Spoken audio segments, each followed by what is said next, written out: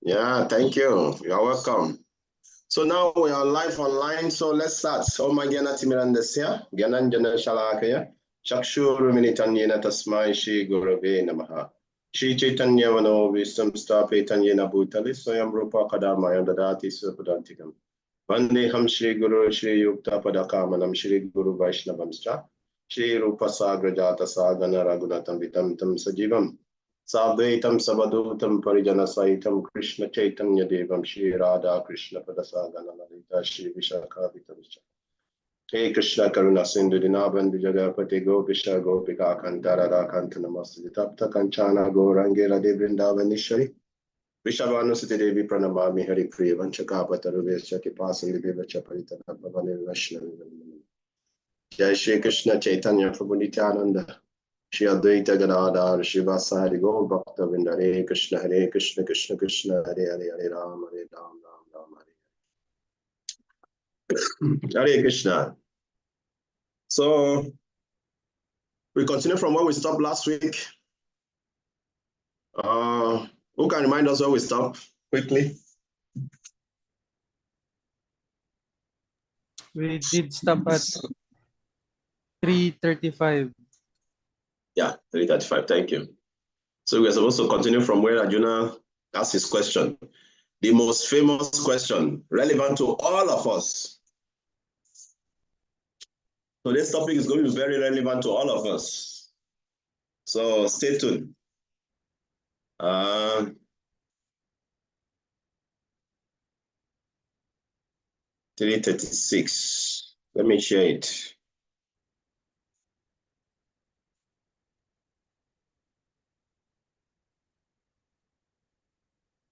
Okay. So Arjuna is going to ask Krishna. Arjuna is asking question here based on verse 34. Based on text 34, because in text 34, Krishna spoke about attachment and aversion to the scripture based on the following the scripture. And the acharyas, like Vishwanatha Chakravarti Thakur and Bhakti Thakur, and also in Surrender Unto Me, mentioned that Arjuna asked that question because it is mentioned here, it is mentioned there in that particular verse that even though if we know the rules and regulations in the scripture, sometimes we are being forced to commit some sinful activities as if we are being forced. Like, for example, if you see a married woman, you become attracted to her. Why? Even though you know that it's married, you become attracted. So based on that, Arjuna is asking that question. So we're going to hear. That is what the acharyas commented based on what Krishna says in 34. So Arjuna say, Arjuna vacha atakena prayukto yam papam charati purushaha anicham api vashneya balada divadeyojita. So here is mentioned, Arjuna say, oh, this end of reasoning, what? By what is one impelled to sinful act, even unwillingly, as if engaged by force? This is the question, based on that text 34. We know that this is not good. The scripture says it's not good, but we are being forced. We want to engage in that act as if we are being forced. Why? So that is the topic we're going to be discussing. It's very interesting, actually. So let's read Prabhupada's purport. Somebody want to read? Very short. Okay, Prabhu. Yeah. A living entity as part and parcel of the Supreme is originally spiritual, pure, and free from all material contaminations. Therefore, by nature, he is not subject to the sins of the material world. But when he is in contact with the material nature, he acts in many sinful ways without hesitation, and sometimes even against his will. As such, Arjuna's question to Krishna is very sanguine. As to the perverted nature of the living entities, although the living entity sometimes does not want to act in sin, he is still forced to act. Sinful actions are not, however, impelled by the super soul within, but are due to another cause, as the Lord explains in the next verse. So here, Krishna, Prabhupada is mentioning in the purport that the sinful activities is not caused by the super soul. And also in chapter 2, Krishna already explained to Arjuna before about the soul, that the soul is pure, eternal, and so many descriptions of the soul. So it means that sinful activity also is not caused by the soul. So what is the cause of sinful activity? So that is what we are going to be hearing now. Okay, so let me see what is there in Surrender Unto Me. Quickly, 1 minute. So in Surrender Unto Me, yeah, just same thing. Sinful acts are defined here as neglect of prescribed duties. What is that forces us to neglect our duties? Srila Prabhupada writes, sinful actions are not, however, impaired by the super soul within, but are due to another cause. And the Lord explains in the next verse. So let's quickly go and listen to what Krishna explained in the next verse as this to be the cause. Very interesting. And we are going to, so this topic is going to be very sweet, actually, because all of us can relate with it, because we're all dealing with loss in different levels. As long as you have the body, you're all dealing with loss. So, Shri Bhagavan Vacha Kama Esha Kruda Esha Rajo Guna Samud Baba Mahasha no Mahapapma Vidyena Yavarinam. It's a very nice one. Krishna is answering here. The Supreme Personality of God has said, it is lost only, Arjuna, which is born of contact with the material mode of passion and later transformed into wrath, and which is all the very sinful enemy of this world. So here, loss is considered to be the sinful enemy. It actually is not just considered to be ordinary enemy. It's considered to be great enemy, great enemy. That's because Mahapapma is great enemy. Mahashano, Mahapapma, this sinful loss, all devouring and great sinful is a great enemy.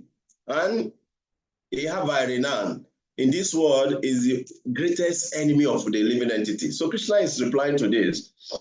And so we are going to be discussing based on the description from Prabhupada's purport and Baladev Vidyabhushan commentary and Vishwanatha Chakravarti Thakur commentary and the surrender. So we're going to be looking at this at different angles based on this our Acharya's commentary, so that we can understand these points very deeply. Okay, so let's go through Prabhupada's purport first, and then we can later try to study the others' purports. Somebody want to read quickly?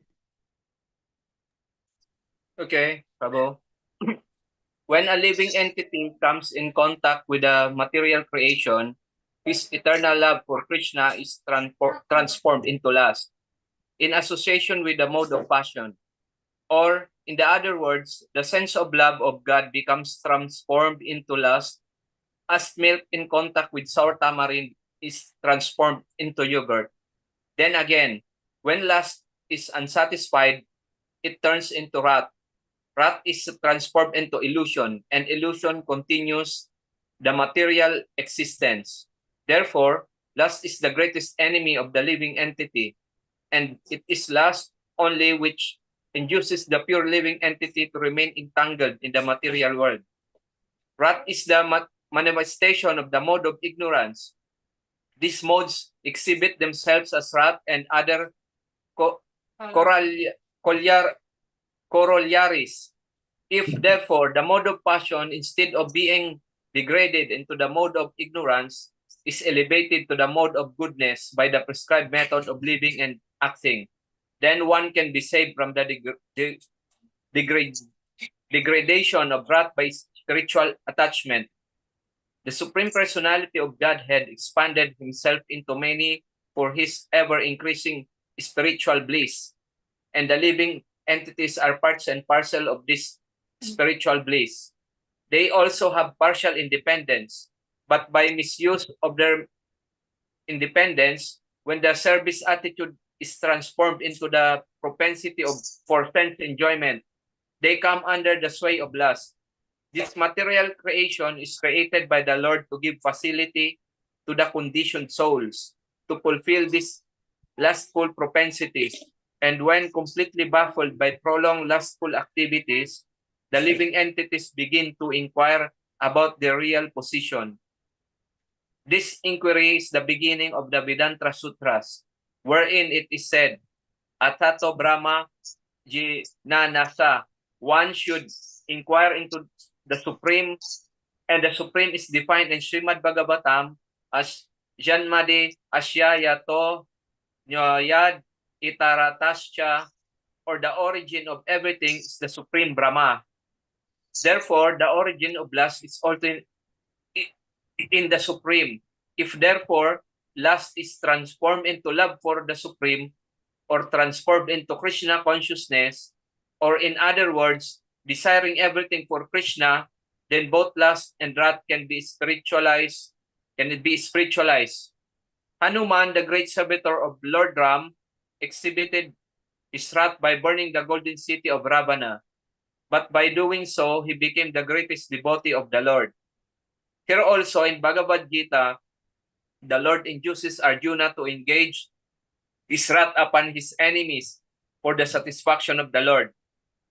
Therefore, lust and wrath, when they are employed in Krishna consciousness, become our friends instead of our enemies. Hare Krishna. So this is very, very important instruction, actually.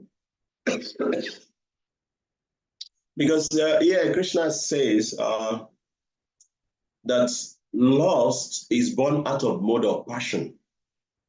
And when lust is not taken care of, it degrades to wrath, anger, which is mode of ignorance.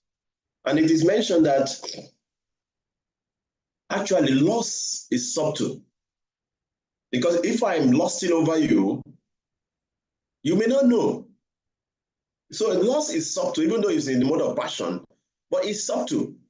But when my lust is not fulfilled, then it transforms into physical anger. So when somebody becomes angry, you can see it's become visible. So that is why it is mentioned that one should be careful to make sure that the lust does not degrade into anger. You should rather, proper mention in the purport, you should try to elevate the mode of passion to goodness. So once you sense it, lustful desire, we should try to come to the mode of goodness rather than allow it to go down to the mode of ignorance. Because once it goes to the mode of ignorance, there will be loss of intelligence. Then you don't know. That is when, at that time, you will not have control over yourself again. So there is this quote from the Smriti Shastra from my Mahabharata about this. Ya prithibhyam viriham ya cham yavam iharam pashavam shriha nanam ekasyata sarvam iti matwas nanam brajet. So it is mentioned that if you give all the good in this world to one man, give all the grains in this world to one man, give all the land in this world to one man, all the women in this world, give it to one man to enjoy. Still, the man will not be satisfied. Knowing this, the scripture says you should be satisfied with what you have. Knowing that you cannot be satisfied with everything in this world, nothing can satisfy you. So knowing that there's nothing that can satisfy loss, we should be satisfied with what we have. Because no matter how much you get, you will never be satisfied. You always want more. When you get out iPhone 15, you still want iPhone 20, even though it has not come out. You know, you see everything, you want more, everything more. If there's a latest car, you want to get it, you know, want the latest fashion, the latest shoe, the latest, everything, always gain. So desire can never be satisfied. It can never be satisfied. So knowing that you can never satisfy loss, which is it means desire. Knowing this, you should be satisfied with what you have. That is what the scripture says. Okay? And so Prabhupada mentioned very, very nicely in the purport also. So we should not allow it to degrade to lust, to hunger. When it comes to anger, then we lost our intelligence. When intelligence is lost, even in chapter 2 also we read it. I hope we remember the degradation of how the one falls down. I hope we remember. Yes, there was the chain of degradation we read in chapter 2. You know, when the intelligence is lost, then one falls down. So once we allow the passion to degrade to more ignorance, rather one should try to elevate oneself to the model of goodness. Because no matter how much, it is mentioned also in Srimad Bhagavatam about the King Yayati. There's a story of King Yayati in the Bhagavatam. King Yayati became very old and he was desired to enjoy a woman, very young girl. So he was going around looking for, because he's already old, still the desire to enjoy is always there. Even when you become old, the desire to enjoy is always there. The desire will never go away. Only when you give up the desire itself, that is only when the desire can go. If you don't give up the desire, it will never go away on its own. So he was already old, and he still want to enjoy one younger. So he was going to his children. He want to trade his age.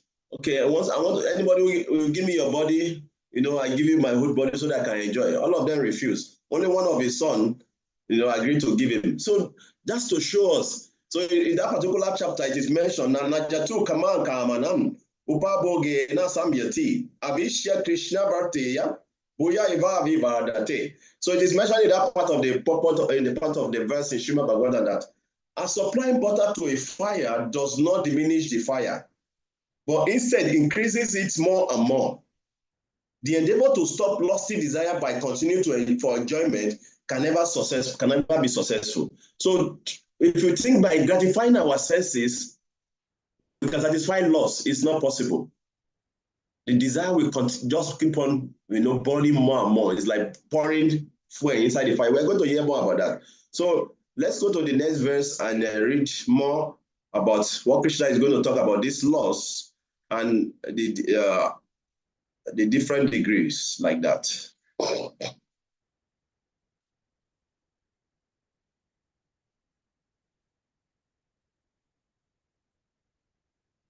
Yeah, this is very interesting actually.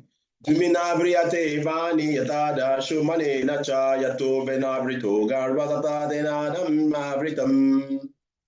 fire is covered by smoke, as a mirror is covered by dust, or as the embryo covered by the womb, the living entity is similarly covered by different degrees of these lusts.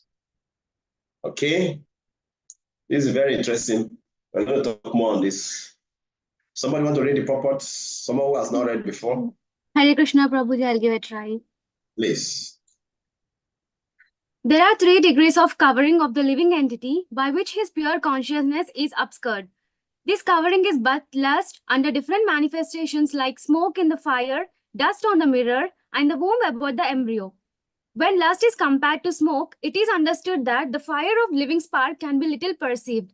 In other words, when the living entity exhibits his Krishna consciousness slightly, he may be likened to the fire covered by smoke. Although fire is necessary when there is smoke, there is no overt manifestation of fire in early stage. This stage is like the beginning of Krishna consciousness. The dust on the mirror refers to the cleaning process of the mirror of the mind by so many spiritual methods. The best process is to chant the holy names of the Lord. The embryo covered by the womb is an analogy illustrating a helpless position, for the child in the womb is so helpless that he cannot even move. This stage of living condition can be compared to that of trees. The trees are also living entities, but they have been put in such a condition of life by such a great exhibition of lust that they are almost void of all consciousness. The covered mirror is compared to the birds and beasts, and the smoke-covered fire is compared to the human being. In the form of human being, the living entity may revive a little Krishna consciousness, and if he makes further development, the fire of spiritual life can be kindled by the human form of life. By careful handling of the smoke in the fire, fire can be made to blaze. Therefore, the human form of life is a chance for the living entity to escape from the entanglement of the material existence. In the human form of life, one can conquer the enemy, lust, by cultivation of Krishna consciousness under able guidance. Hare Krishna. Thank you very much. Thank you for the loud reading. Yeah. So you see, here, Srila Prabhupada explained very nicely about the different degrees, just like our Krishna mentioned in the verse, the degree of this lust.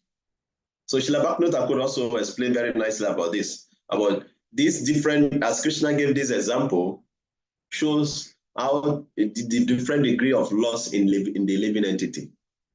So the first one is like a smoke on fire. So if there is a smoke on fire, still the fire will burn. Okay? So all of us, we are on that platform, those who are taken to spiritual life. The loss is still there, but it does not stop us from practicing spiritual life. So the fire will still burn even though there is smoke. So that is called by Srila Bhakti, we call it Mukulita Shaitana. It's like a little opening of the consciousness, Mukulita Shaitana. So there's a little opening. It's like a fly up the budding of a budding stage of a flower. So there's a little hole there. So still the fire can burn even though there's smoke. So that is considered to be those who are engaging in devotional service. Even though the loss is there, but it does not stop from engaging in spiritual activity, Nishkama Karma Yoga. That Srila Bhakti Thakur explained like that, just like Prabhupada also explained in the purport. Then the second stage Krishna gave is like the mirror, dust covered by a mirror. So when it does cover the mirror cannot perform its function of reflection again. You cannot see yourself properly if there's a dust in front of the mirror. So that is considered by Sankuchita Chaitanya, by Srila Bhakti Thakur. It means the Chaitanya, the consciousness of the living has become shocking or contracted. So even though it's in a human body, they are like animals or birds. Means that just the loss has covered them so much, and these people fall under the category of atheists and extreme moralists. We have them in our society. So the loss has covered them so much that they cannot perceive the Paramatma in the heart, the Supreme Lord. They don't believe in God. So they have become so covered with the lust. So they cannot see their real self. They don't understand about the Atma, about soul. That is the power of the covering of this lust, like that of the dust on a mirror. And the third one that is given is called Achadita Chaitanya, which is completely covered. Like the embryo in the womb. That one is more thick. It's called intense cover. And that's why you say it's stone, like a creeper, like a tree, deeply covered. The consciousness is deeply covered. Those ones, they don't want to even think about anything about God. All what they think is about sense gratification. Those kind of living entity, when you tell them about devotional service, they don't want to listen. They don't want to listen to you because they are deeply covered. So that is why, as a living entity, we should be very careful so that we should keep the fire burning. We should not extinguish the fire completely. Because sometimes the desire becomes so strong that we don't even care whether the fire is burning or not. So, but as a living entity who is interested in Krishna consciousness, we should keep the fire burning. And that's what Papa gave in the purport. The solution is by chanting the Hare Krishna Maha Mantra. By chanting Hare Krishna Maha Mantra, then our consciousness will become purified. Even though it is mentioned, if you read the Shastri, we say, Cheto Darpana Marjanam. Cheto Darpana Darpanam. So I think Darpanam also is used in this verse. Darpana means mirror. Let me see. Okay, it's not here. It's not used here. Where is the mirror? Adarshaha is what is used here. Darpana. So Cheto Darpana Marjanam Baba Mahan. So it is mentioned in Shastri that when we chant the holy name of Krishna, we are cleaning the mirrors of our heart. Because most of us, the desire to enjoy is very strong. The lusty desire in our heart. That sometimes we forget Krishna. When the desire comes up, we forget Krishna. Even if we forget that we are devotee, when the desire becomes so strong. So by chanting the Hare Krishna Maha Mantra, we get to purify this our hearts and keep the fire burning. Keep the fire burning. Keep the fire burning. That is the only way. If not, like Krishna is telling Arjuna, this loss is very strong and he has different degrees. So we should not allow it to degrade to lower mode. We should try to elevate our consciousness to the highest consciousness, Krishna consciousness, so that we don't fall back. And like Krishna mentioned in Bhagavad Gita, we still come there. Naradama. Naradama means the lowest among mankind, means those who have come to this part of devotional service and still give it up. There are some people who come to devotional service and still give it up. They are considered to be the lowest among mankind. So because the desire is so strong to enjoy. So we should chant every day. By chanting every day, actually, this desire we reduce drastically. When we chant every day. If you can chant every day the Hare Krishna mantra, you will feel it. You will feel the impact in your heart. Then you don't need anybody to tell you. You can feel that something is getting, is cleaning. There's cleaning. The cleansing done in your heart. You will feel it. That is the power of chanting, actually. So, but if we don't chant, it's just like a house that is dirty. You stay there, you don't feel anything. It's okay. You are okay. I don't want to disturb the house. It's dirty. Let it be. But when you start cleaning the house, you see dust. Bubble will start coming up. You start feeling disturbed. The dust is too much. Sometimes you want to run out of the house. No, just continue to clean. After some time, it becomes clean. And once your heart is cleansed, then you can stay very peacefully in that house. Yeah.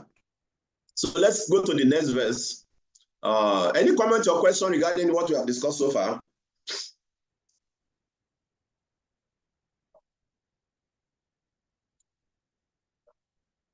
No questions so far.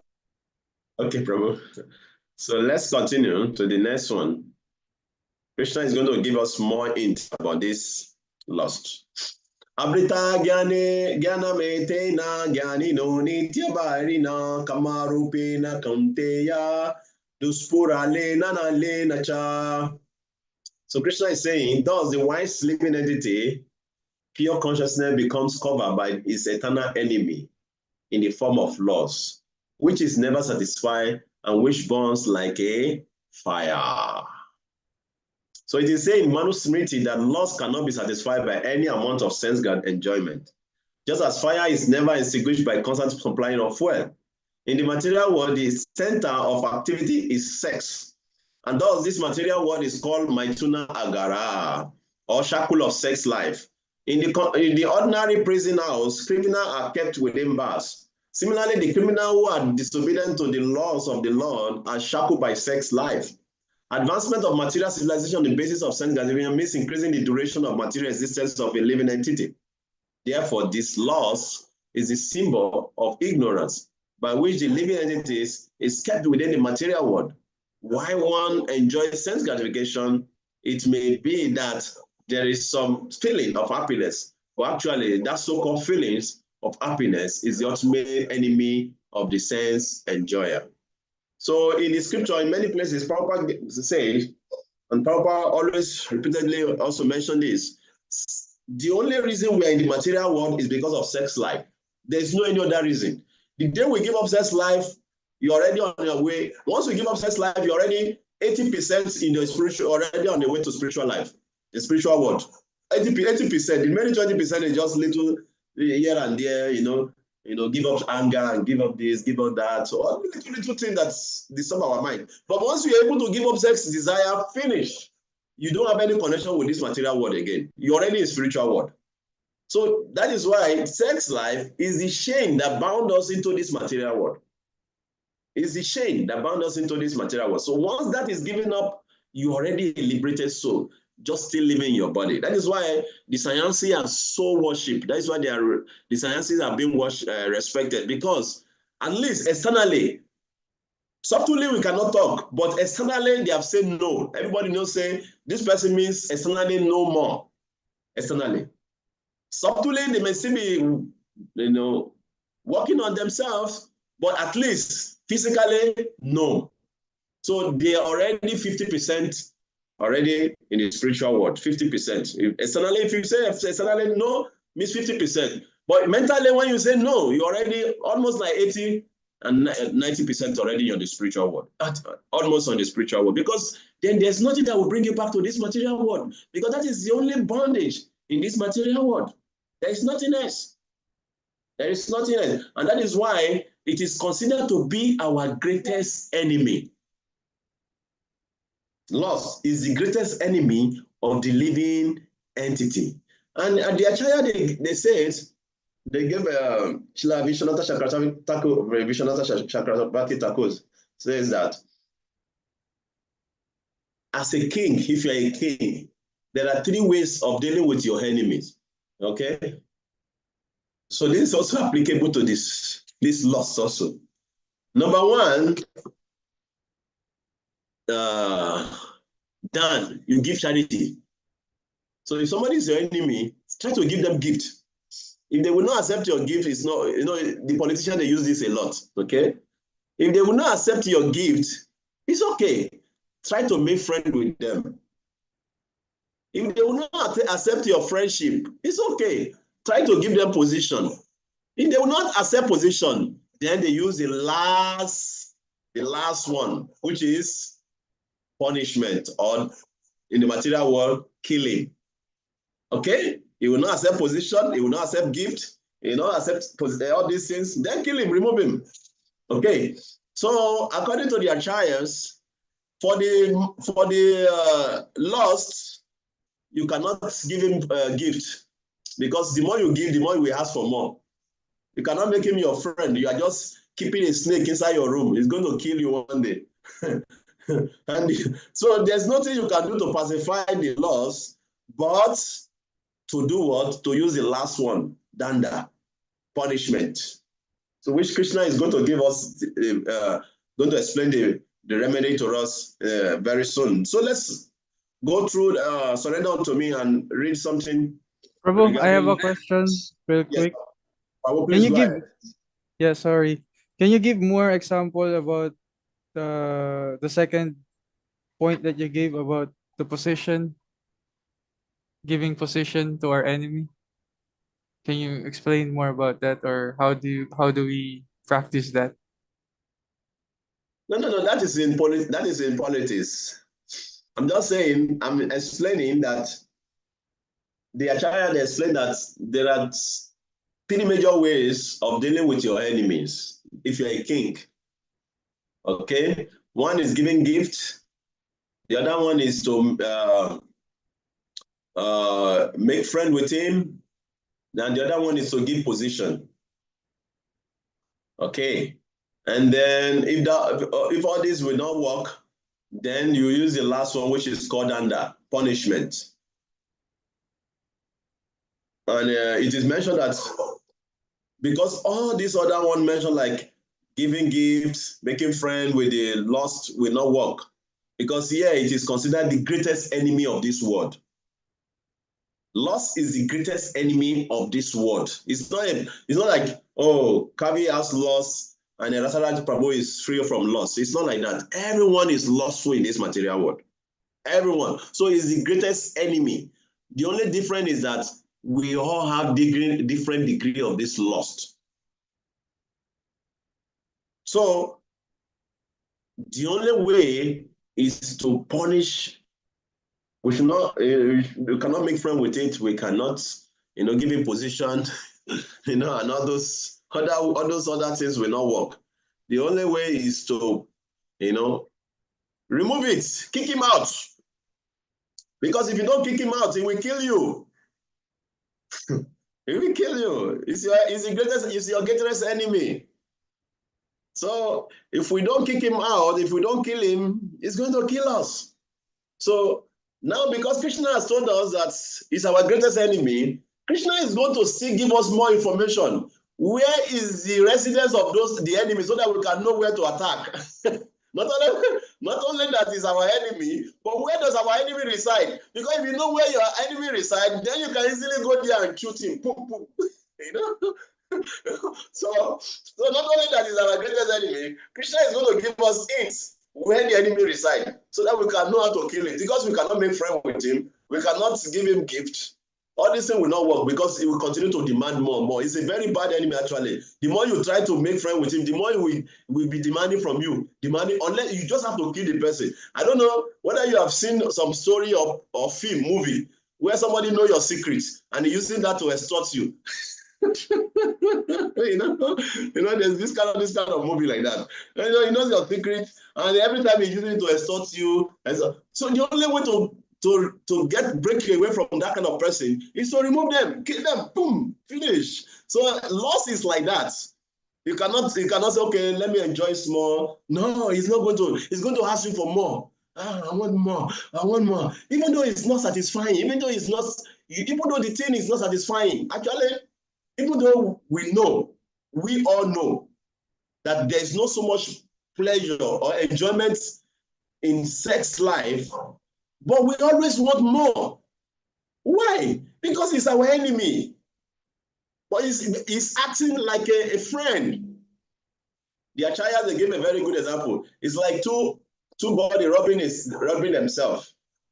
When two body rubbing themselves, there's no pleasure there. But our mind is telling us there's pleasure. And that is why we always want more. No, maybe I've not gotten it well. So let me do it this way. No, maybe by doing this way, I'm not getting it well. We always try all different means. Still, we are not satisfied. We always want more. So there's this very famous advisor of King Bibar, Akbar, Bibar. So the king asked Akbar, Bibar, when does lust leave a man? So he said, okay, king, no problem. This kind of question, I'm not going to answer you. I want to show you practically, okay? Tomorrow we go to a place. It's okay, let's go. So the following day, they went to hospital where an old man is lying down. The old man is almost dying. And they brought a very young, beautiful girl to pass in front of the old man. When the old man saw the beautiful girl, he started opening his eyes. He blew his eyes to young girl. Then he showed the king. Can you see? Yeah. Lust does not leave you, even at the point of death.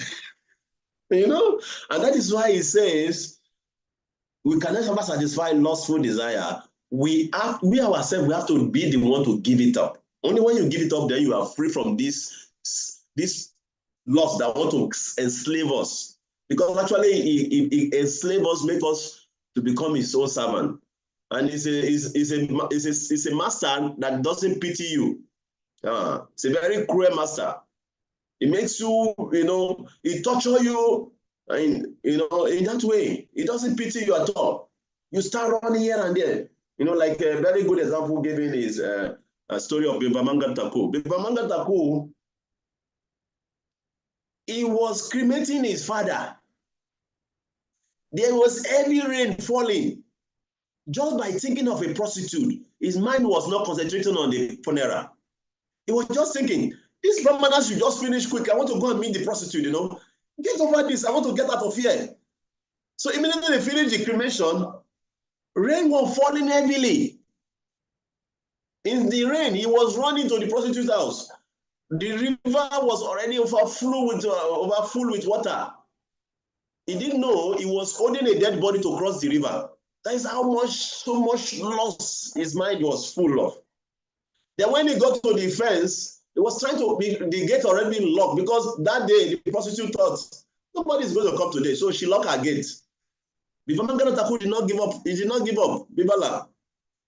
He climbed the fence. While he was climbing the fence, he was using a snake like a rope to climb the fence. He didn't even know that it's a snake to climb the fence. And like that, he has to enter the house. Then when he got to the house, he unlocked the door. The president was thinking, who is coming in this heavy rain? This is so much heavy rain. Who is coming here? I was not expecting anyone. And then, it's me. Who are you? This is rain. This is rain. Heavy rain. Like the rain that was falling today in my Makati, Then when he opened the door, he said, what are you doing here? This is so heavy rain. He said, no, I'm sorry, I cannot just, my mind cannot just keep calm, I just want to be with you. Then the prostitute told him, if you can just have this glimpse of strong attachment to me, you have to me, if you can have it on the love, on Govinda, your life will become perfect. That was the turning point for Bivala. The thing struck him in his heart, boom, boom. Then it's like, oh, that is true. That is true. If I have this strong attachment for the Lord, that was when everything started turning for him. He just immediately left. He left the place and he made his decision. Oh, now I'm going back. I'm going to Vrindavan. I'm going to practice. Focus on my mind on the Lord. So as he was going to Vrindavan, again, as he was going, he saw another Brahmana's wife carrying water, and water has fallen on their body, and their breasts is a little partly showing. Again, the Lord catch him again. Started following the woman. Started following the woman. Follow. Until he got to the woman's house. When he got to the woman's house, it's like the husband, Brahmana, because those days, Brahmana, they are very charitable, Say, how can I serve you, sir? He said, I'm sorry, I don't know. My mind become attracted to your wife. I feel like enjoying with her. Oh, that is what you want. Okay, come, please. Hey, Brahmarandra, please come and satisfy this man. And he called his wife. Just imagine how people used to behave those days, He called his wife, come and satisfy him. Then when he came, and he asked the wife to go and meet him, to go with him inside the house. As he was going inside the house, he started thinking of all his activity. So what is all this nonsense? I got some instruction from that prostitute. As I was going very strongly, again, my eyes become attracted to this woman again. Oh, Krishna. So another realization dawned on him again. So when he entered the room with the woman, he said, please can you give me your head pin first? Just give me your head pin. Then the woman gave him the head pin. He just said, these eyes, you are the cause of my problem. Pium. He punctured his eyes. That was the end of the problem of the loss. So we are going to read that in the next verse, where Krishna gave his remedy. So let's go and read it more. Let's go to the next verse and read what Krishna is speaking there. Okay. Krishna says here, Indriyani mano buddhi asya disthana udashe eta vimoyati esha gyana vritam deyinam. The senses, the mind, and the intelligence are the sitting places of this loss. Through them, loss covers the real knowledge of the living entity and bewilders him. So here Krishna is saying, these are the strategic position of this loss. Where are they? The senses, the mind, and intelligence. Yes. These are the strategic position of the lost. Especially our senses, the eyes. Immediately the eye sees, ice cream, chocolate. We want mama. Ice cream. Oh, I want ice cream. Oh, I want that. I want pizza. The tongue want to taste it. We cannot control the senses. Then the mind start planning. Let's go and get it. So these are the sitting places of the lost. So let's read the purport. Then we can expatiate more on that. Somebody want to read? Who has not read before?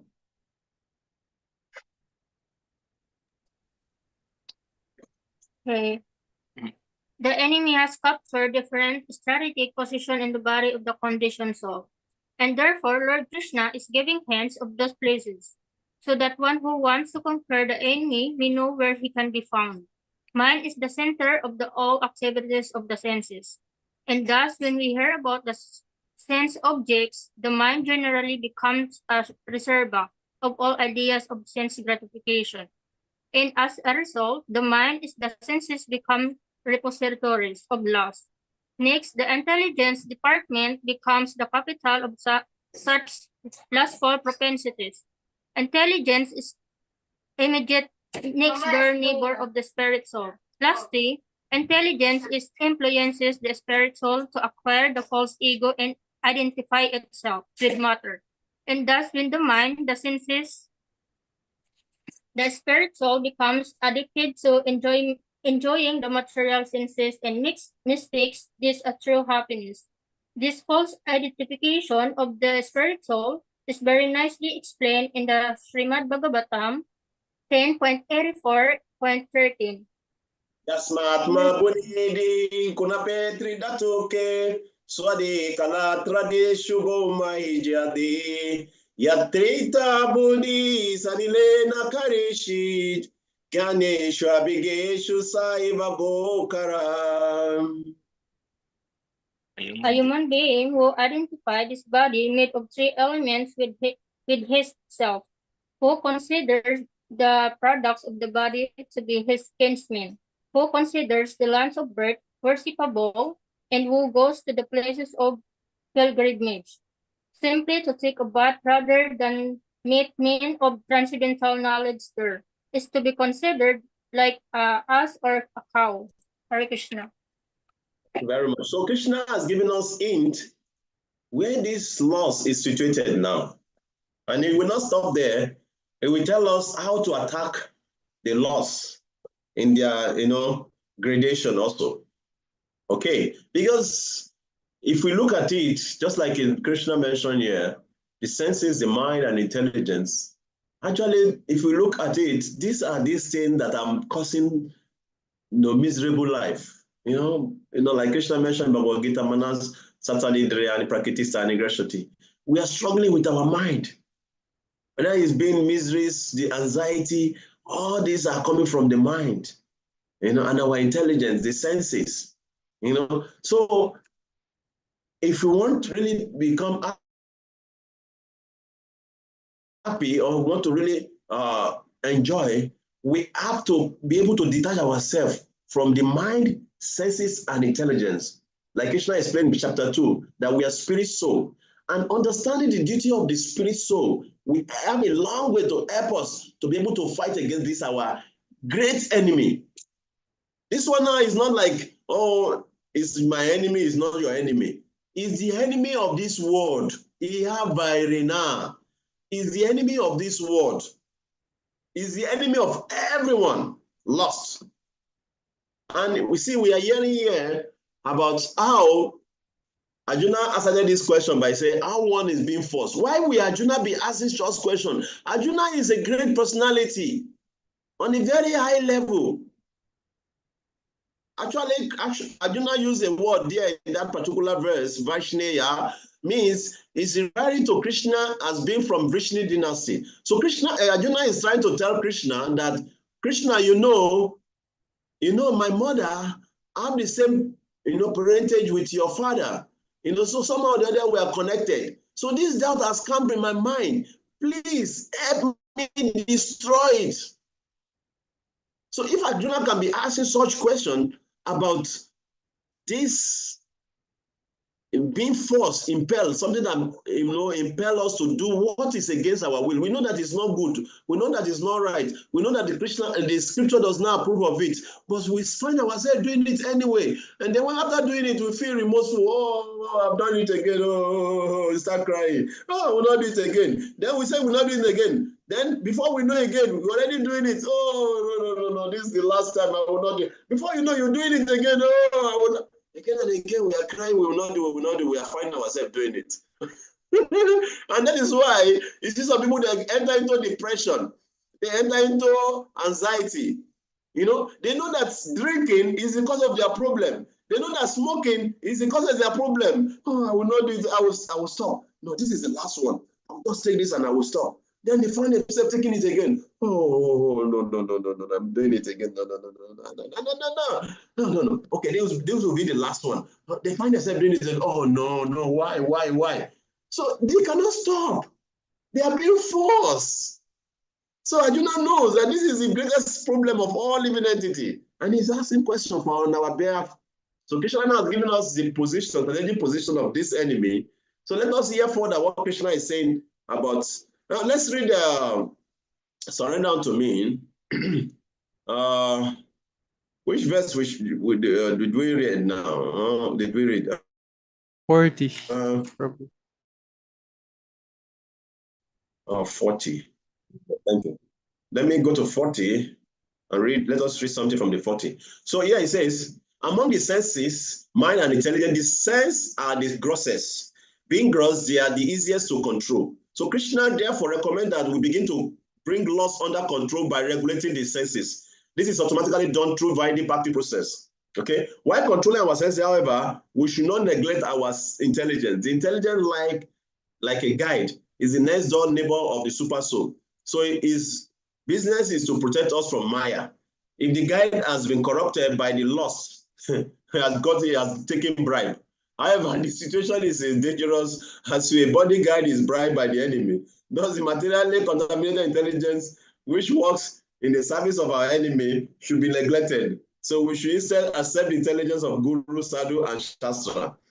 So if our intelligence have collected bribe, we're in trouble, okay? Because then we are not free from, the intelligence will be the one that will be planning for us how to really associate with our enemy because he has collected bribe.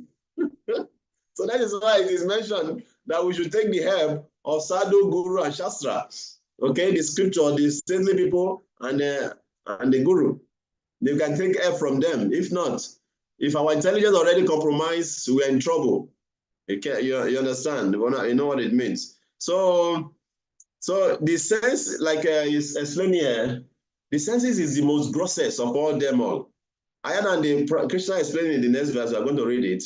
Because the senses is the grossest, it's easy to start the control of loss from our senses.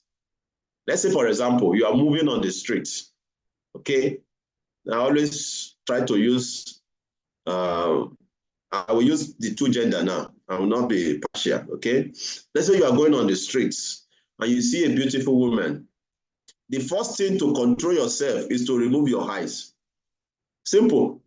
That is the first step to control yourself. Remove your eyes. Okay. Once you remove your eyes, the mind will not think about it. The intelligence will not plan about it. Okay. Same thing also, a woman. You see a very macho man, a body, big body, and this.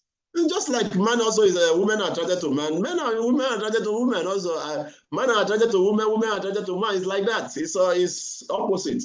Okay, the woman you see is a macho man with big chest, and women, they're always attracted to big macho man and all that. The first thing to do is to remove your eyes. I remember one time I was in Radha Gopinath Mande in Chopati, Mumbai. So I was there as a brahmachari then. So I was doing service there. So I wanted to go downstairs to go and do some service. So I was wearing only shada. And my shada, half of my body was showing. So the president called me, Prabhuji, come. Where are you going? I'm going downstairs. Oh, Prabhuji, come, please. Cover your body completely, So because, the women also see half of your body, it's not good for them also. Just like you become attracted to them also, they become attracted. So please cover your body. Okay, Prabhu. Then that is when it occurred to me that, okay, so do women also do become attracted? Because as a brahmachari, I was not thinking of anything before. So women also become attracted to men. Oh, sorry, I never thought about it. Then I learned that day. So the first thing to control is our senses. If we want to control us, the first thing is our senses, our eyes, our tongue. You like chocolate? Say no, chocolate. You will not. This tongue will not taste chocolate again. Okay? Veggie meat. Oh, I will not take veggie meat again. Okay? Because I already renounced meat. Why should I eat imitation meat? No, tongue, no more. Okay. Then music. You love nice Monday music. Oh yeah, this year no more Monday music for you. Only Krishna music. No more Monday. So when you learn to control all these senses, then you are started controlling your lust, your desires. That is the beginning that Krishna gave us. Any comment, contribution? We have 2 minutes more. Let's read the last verse Then we will finish it tomorrow. Okay. Somebody want to ask question?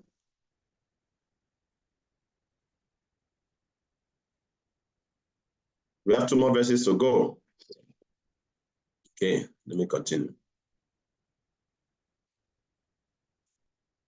So here in text 41, it says, Tasmaswa Indriyani Adao Niyam Yabaratini Shaba Padmanam Prajaye Nam Gyana Vigyana Nashanam.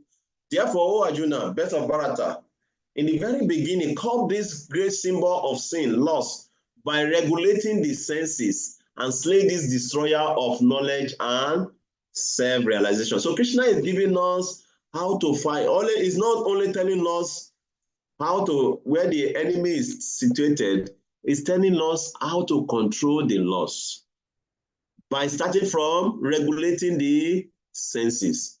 And that is why he says, if we engage our senses in devotional service, it's easier for us to control our senses, because when we engage our senses in the service of the master of the senses, when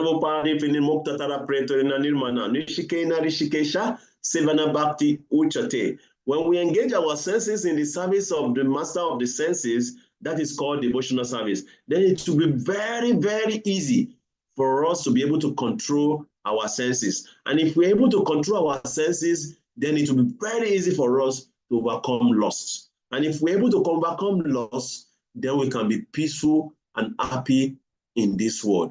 So Krishna is telling us in this verse that the first thing you need to do is telling Arjuna, is very beginning come this great symbol of sin, loss. Just like I gave example of Viva Mangala Thakur. Viva Mangala Thakur discover, this my height is the problem.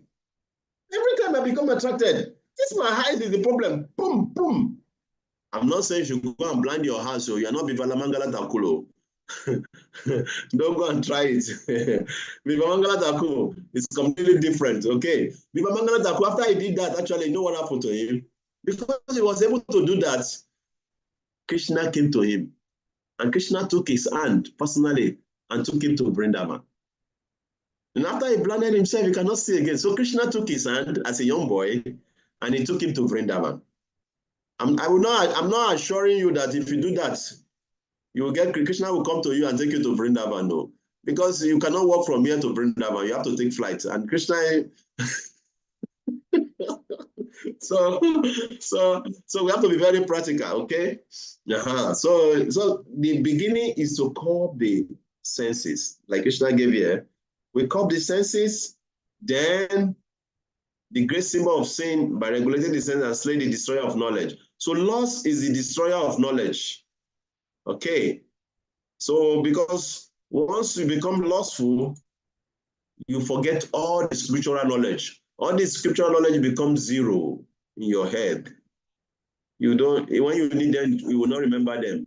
You are just thinking about gratifying your senses. So any question, comments, we continue from where we stopped today. We'll continue from here tomorrow to 41. I will not read the purport because time is already over. Any quick one, question or comment, we take like 2-3 minutes, then we stop. No question about this lost, oh Krishna. Then you people must be a pure devotee, you know? Oh, Krishna, I'm dealing with pure devotees. Franchakapa.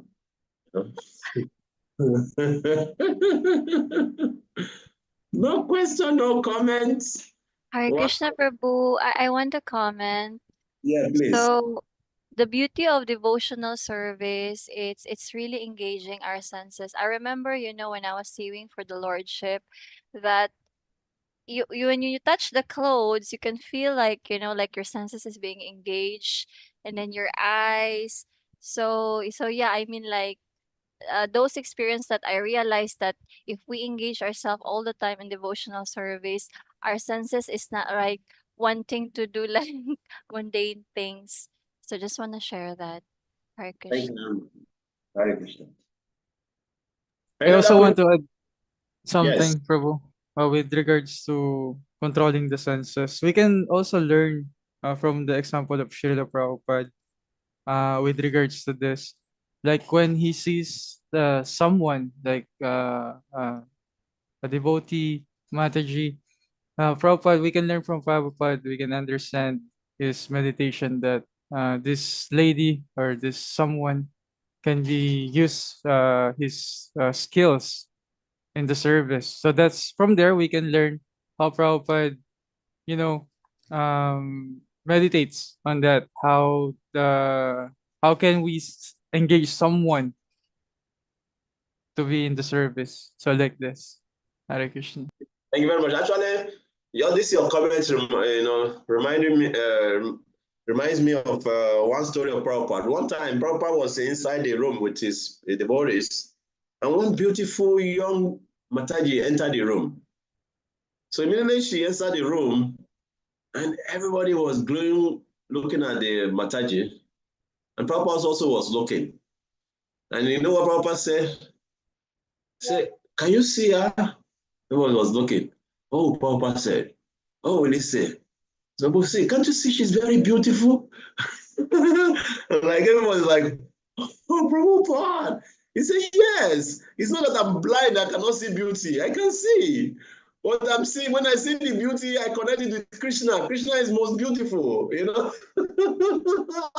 Not like when you see beauty, you say, oh, this is not beauty, this is ugly. No, it's ugly, it's ugly. No, it's not like that. You can see beauty.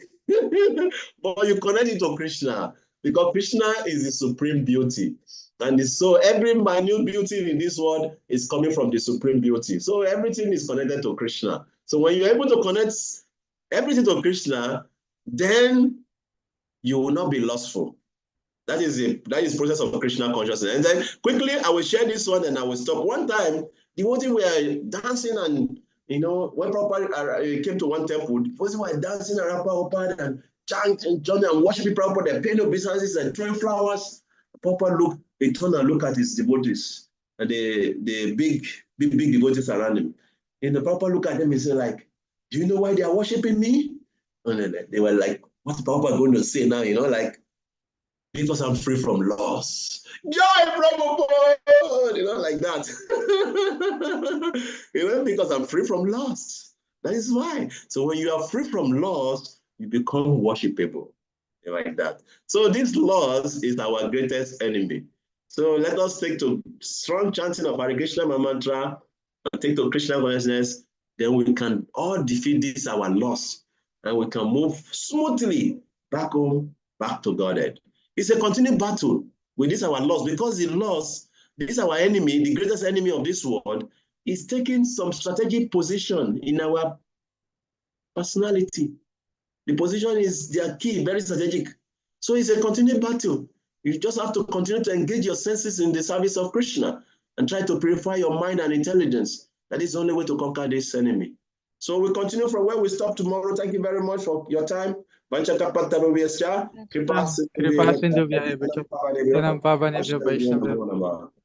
before we end, Prabhu, just one quick picture. If everyone can wear their biggest smile, look at their cameras. Hare Krishna. Okay. Thank you, everyone. See you tomorrow. Hare Krishna. Thank you, Prabhu Kavi. Hare Krishna.